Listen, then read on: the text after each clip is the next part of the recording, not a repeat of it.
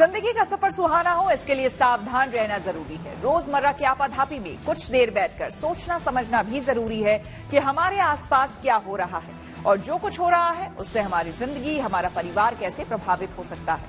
इसलिए हॉर्न बजाकर बाखबर करने वाली खबर जरूरी होती है। और आज की ये खबर देश का भविष्य बनाने वाले स्टूडेंट से जुड़ी है। राजस्थान के कोचिंग सिटी कोटा में तमाम इंतजाम और दिशा निर्देश के बाद भी स्टूडेंट सुसाइड का सिलसिला थम नहीं रहा। कोटा में मेडिकल और इंजीनियरिंग कोर्स में दाखिले के लिए तैयारी करने वाले स्टूडेंट को लेकर कहीं तो चूक हो रही है, क्योंकि इस साल 3 महीने में ही 7 स्टूडेंट्स ने मानसिक दबाव में आकर अपनी जान दे दी। ऐसे में जरूरी है कि कोटा में छात्रों की जिंदगी बचाने के लिए उठाए गए कदमों की समीक्षा की जाए और नए कदमों पर मंथन के लिए सावधानी वाला हॉर्न बजाया जाए।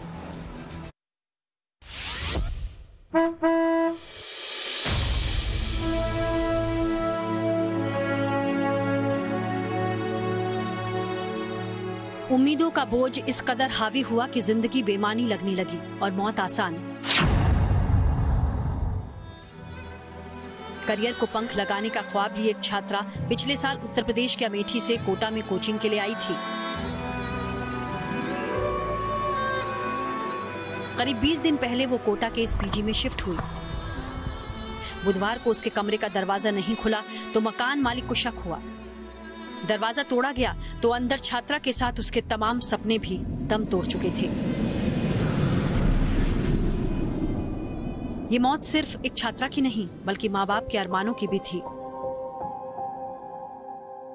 ये मौत उस अवस्था की भी थी जो छात्रों की हिफाजत में नाकाम साबित हो रही है और कोटा हर साल इस नाकामी के नए रिकॉर्ड बना रहा है।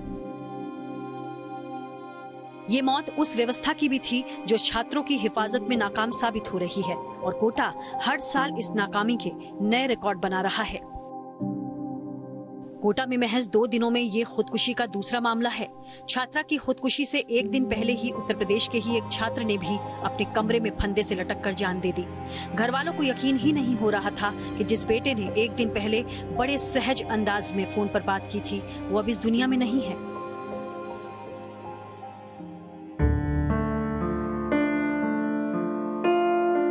कोचिंग सेंटर्स का हब बन चुके कोटा में पूरे देश से छात्र छात्राएं अपना भविष्य संवारने का ख्वाब लिए आते हैं, लेकिन पढ़ाई का दबाव, कामयाब होने का प्रेशर, साथियों से पिछड़ने का डर और माँ बाप की उम्मीदों पर खरा न उतरने का तनाव कई दफा इन छात्रों को निराशा के ऐसे अंधेरे में धकेल देता है जहाँ से वो कभी वापस नहीं आ पाते। यही वजह है कि कामयाबी के ख्वाब दिखाने वाला कोटा ही छात्रों की खुदकुशी से सबसे ज्यादा मामलों का गवाह भी बन रहा है।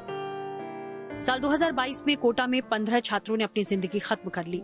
2023 में यह आंकड़ा बढ़कर 27 हो गया, जो पिछले 9 साल में सबसे ज्यादा रहा है।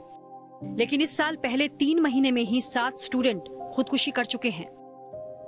जाहिर है ये आंकड़े अभिभावकों के साथ साथ प्रशासन के लिए खतरे की घंटी बजा रही हैं। अगर जल्द ही समस्या की जड़ नहीं तलाशी गई तो वक्त के साथ इससे निजात पाना और मुश्किल होता जाएगा। खुदकुशी के मामलों पर लगाम लगाने के लिए कई कदम उठाए भी गए हैं।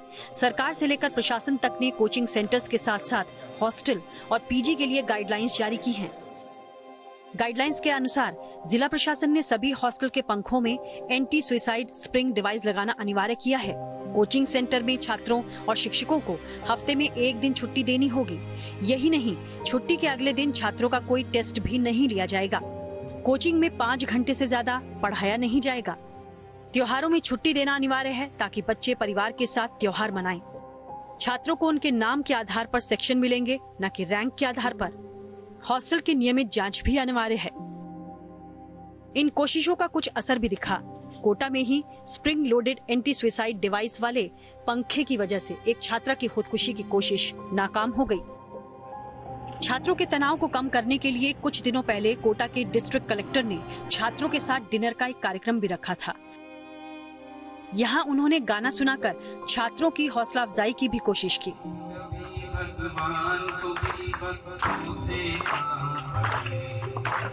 कभी कभी भगवान को भी भक्तों से काम पड़े। जाना था गंगा पार प्रभु के भक्त की नाम चढ़े। ओ राम रे, ओ राम राम रे। मैं हमेशा कहता हूँ कि एक मिनिमम लेवल ऑफ स्ट्रेस जरूरी है किसी भी अच्छे काम को करते हो, क्योंकि थोड़ा सा स्ट्रेस नहीं होगा तो आप उस लेवल पे एक्टिवेट नहीं हो पाते हो। तो वही बताया गया है कि उस स्ट्रेस को मिनिमम लेवल में कैसे रखें, वो बात बताई गई। नियमित अध्ययन करें, पढ़े, एग्जाम के टाइम में कैसे खुद को कंडक्ट करें, वो बातें की गई। मेरे तो टचवुड पेरेंट्स की तरफ से कभी प्रेशर नहीं आया, और जहाँ तक रही पढ़ाई की बात तो सर ने भी यही बोला कि प्लान भी होना चाहिए। हमेशा प्लान भी रखोगे तो प्रेशर अपने आप आएगा ही नहीं। ऐसा नहीं है कि खुदकुशी के इन मामलों को प्रशासन नजरअंदाज कर रहा है, लेकिन खुदकुशी के लगातार बढ़ते आंकड़े बता रहे हैं कि छात्रों की हताशा पर काबू पाने में ये इंतजाम नाकाफी साबित हो रही हैं। कोटा पहुंचने वाले तमाम छात्र छात्राएं ऐसे होते हैं जो पहली बार घर से बाहर निकलते हैं। कई बार परिवार की उम्मीद और पढ़ाई के बोझ के बीच वो तालमेल बना नहीं पाते। वो अपनी परेशानियां घर वालों से कहने से कतराते हैं और धीरे धीरे उन्हें निराशा के अंधेरे में घुटन होने लगती है। बहुत ज़रूरी है जब हम एक नेगेटिव सोच की तरफ जा रहे हैं तो हम अपने आप को संभालें। हम अपना एक ऐसा कंस्ट्रक्टिव शेड्यूल बनाएं जिसके अंदर हम पहले अपनी सोच उन सिल्वर लाइनिंग्स के ऊपर रखें जो हमारे डार्क क्लाउड को सराउंड कर रही हैं।